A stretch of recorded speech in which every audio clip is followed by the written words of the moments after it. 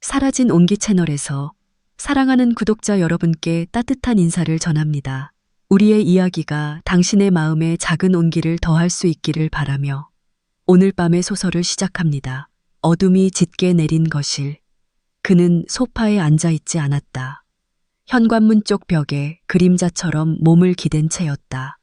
차가운 벽지가 그의 등을 서늘하게 만들었지만 들끓는 속을 식히기엔 역부족이었다. 자정이 넘은 시간. 디지털 도어록에 비밀번호 누르는 소리가 짧은 간격을 두고 들려왔다. 삑, 삑, 삐비빅. 이어 금속성의 해제음과 함께 문이 열렸다. 아내, 수연이었다. 그녀는 불도 켜지 않은 채 익숙하게 안으로 들어섰다.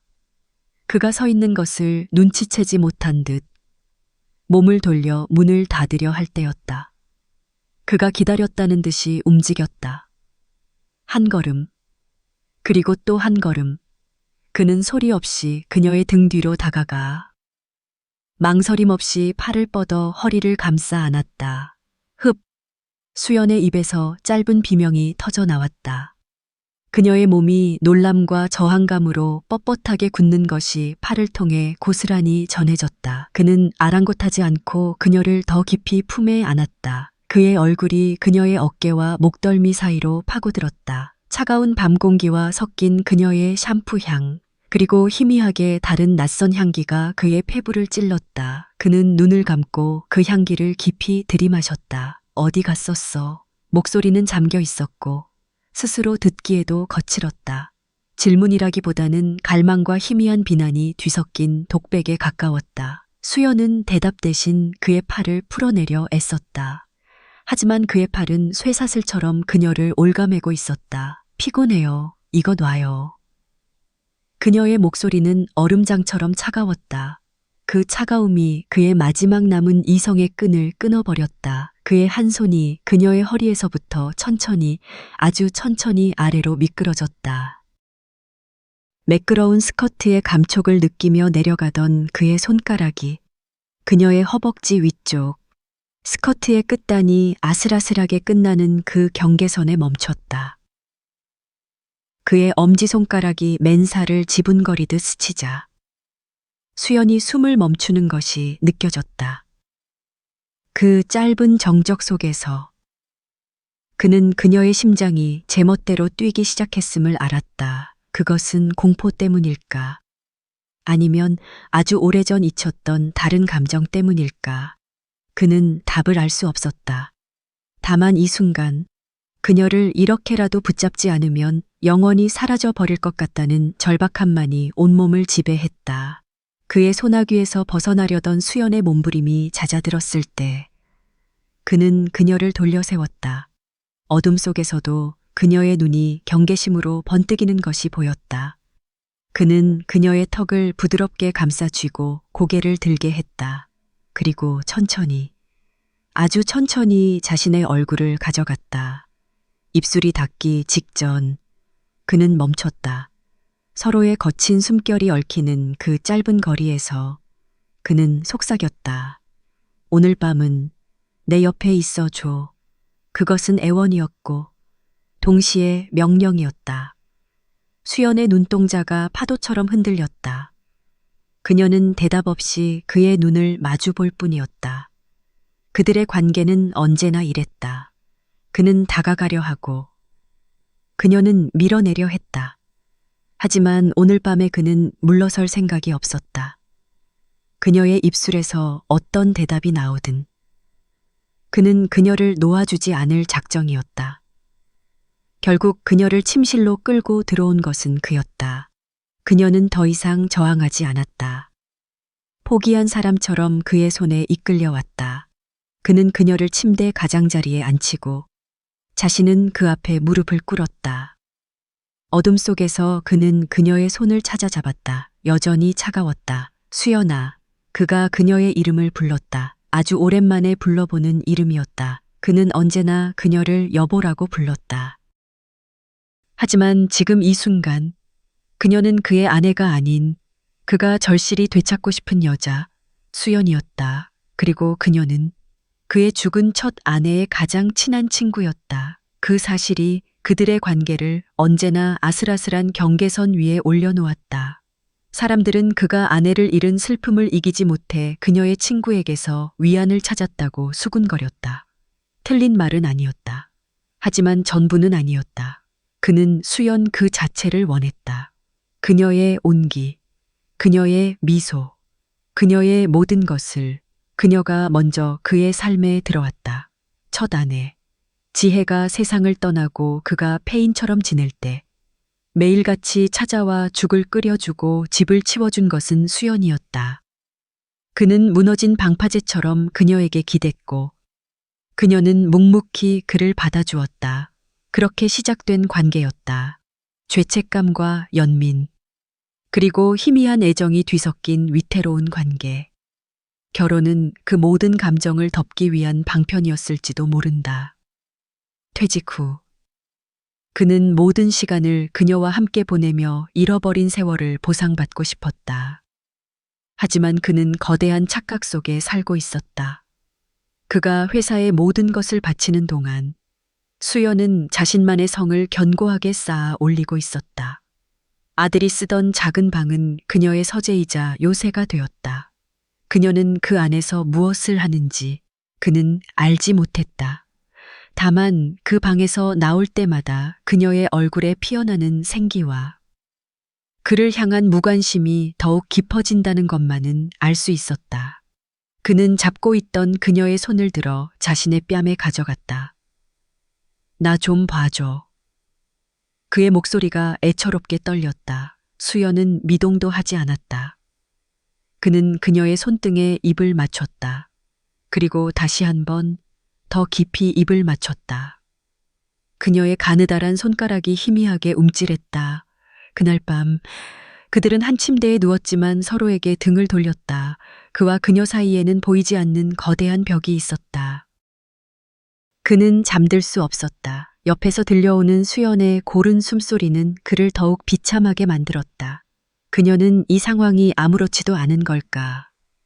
그는 천천히 몸을 돌려 그녀를 바라보았다. 달빛이 창문을 통해 스며들어 그녀의 뒷모습을 비추고 있었다. 잘록한 허리, 부드럽게 흘러내리는 어깨선, 잠옷 위로 드러난 목덜미가 그의 시선을 사로잡았다. 욕망이 안개처럼 피어올랐다. 그는 마른 입술을 혀로 축이며 천천히 손을 뻗었다. 그의 손가락이 그녀의 잠옷 위를 스치듯 지나 허리에 닿았다. 그녀의 따뜻한 천이 손바닥으로 전해졌다. 그는 숨을 죽이고 그녀의 허리를 부드럽게 감쌌다. 그녀가 미동도 없자. 그는 조금 더 대담해졌다. 그녀의 몸을 자신 쪽으로 부드럽게 끌어당겼다. 그녀의 등이 그의 가슴에 맞닿았다. 그는 그녀의 목덜미에 얼굴을 묻고 깊은 숨을 내쉬었다. 바로 이 온기였다. 그가 그토록 그리워했던 온기, 그 순간. 그녀가 잠결에 뒤척이며 중얼거렸다. 선생님, 아니에요. 그의 몸이 그대로 굳어버렸다. 선생님이라니. 누구를 말하는 거지? 질투심이 독처럼 온몸으로 퍼져나갔다. 그는 천천히 그녀에게서 몸을 뗐다. 다시 그들 사이에는 서늘한 공간이 생겼다. 그는 천장을 바라보며 누웠다. 심장이 차갑게 식어가는 것을 느꼈다. 그녀는 이미 다른 세계의 사람이 되어 있었다. 그가 결코 들어갈 수 없는 세계. 며칠이 흘렀다. 그들의 관계는 나아지지 않았다. 그는 그녀의 주위를 맴돌았고 그녀는 그를 유령처럼 대했다. 그는 아내가 외출 준비를 할 때마다 말없이 그녀를 지켜보았다. 화장대 앞에 앉아 능숙하게 화장을 하는 모습, 옷장에서 세련된 옷을 골라 입는 모습, 그 모든 것이 낯설었다. 특히 그녀가 립스틱을 바를 때 그는 시선을 뗄 수 없었다. 붉은색이 그녀의 입술을 물들이는 것을 보며 그는 그 입술에 입 맞추고 싶다는 저속한 욕망에 사로잡혔다. 어느 날 오후 그는 작심하고 그녀의 방 문을 노크 없이 열었다. 그녀가 그토록 소중히 여기는 비밀의 성을 침범하고 싶었다. 그녀는 책상에 앉아 무언가에 열중하고 있었다. 그의 등장에 놀란 그녀가 황급히 서류를 뒤집어 엎었다. 누구 마음대로 들어오래요. 그녀의 목소리는 칼날처럼 날카로웠다. 그는 그녀의 반응에 움찔했지만 물러서지 않았다. 그는 책상으로 다가가 그녀가 숨기려던 서류를 집어들었다. 심리상담 일지라는 글자가 눈에 들어왔다. 수많은 이름들과 그들의 고통스러운 이야기들이 빼곡하게 적혀 있었다. 이게 뭐야? 내 일이에요. 그녀는 자리에서 일어나 그의 손에서 서류를 빼서 들었다. 당신이 상관할 바 아니라고요. 상관할 바가 아니라니. 당신은 내 아내야. 그런데 나는 당신이 뭘 하는지, 누굴 만나는지도 모르고 있었어. 이게 말이 된다고 생각해? 아내? 그녀는 코웃음을 쳤다. 당신에게 내가 아내이긴 했나요? 당신은 평생 회사하고만 결혼했잖아요. 당신이 필요할 때만 찾는 장식품 아니었고요. 이제 와서 남편 행세하지 마세요. 역겨우니까. 그녀의 말은 비수가 되어 그의 심장에 박혔다. 그는 아무 말도 할 수 없었다. 그녀의 말이 모두 사실이었기 때문이다. 그는 평생 일에만 미쳐 살았다. 그녀가 얼마나 외로웠을지, 얼마나 힘들었을지 한 번도 진심으로 헤아려 본 적이 없었다. 그가 없는 동안 그녀는 스스로 일어서는 법을 배웠고, 이제는 다른 사람을 일으켜 세워주는 사람이 되어 있었다. 그가 모르는 사이에 그는 무너지는 기분으로 방을 나왔다. 거실 소파에 주저앉아 멍하니 허공을 바라보았다. 모든 것이 끝났다는 생각이 들었다. 그와 그녀의 관계는 회복 불가능한 지점에 와 있었다. 그는 아내를 잃은 것이 아니었다. 애초에 그는 아내를 가져본 적도 없었다. 그는 그저 지혜의 그림자를 좇는 남편이었고, 그녀는 그 그림자 아래서 숨죽여 살던 여자였을 뿐이다. 그날 밤, 수연은 아주 늦게 돌아왔다. 현관문이 열리는 소리에 그는 고개를 들었다. 그녀의 모습은 충격 그 자체였다. 머리카락은 산발이었고, 정성 들여 했던 화장은 눈물로 범벅이 되어 엉망이었다. 비틀거리며 들어서는 모습이 금방이라도 쓰러질 것 같았다. 수연아, 그가 달려가 그녀를 부축했다. 그녀의 몸은 불덩이처럼 뜨거웠다. 그녀는 그의 품에 기대며 힘없이 중얼거렸다. 너무 힘들어요, 여보.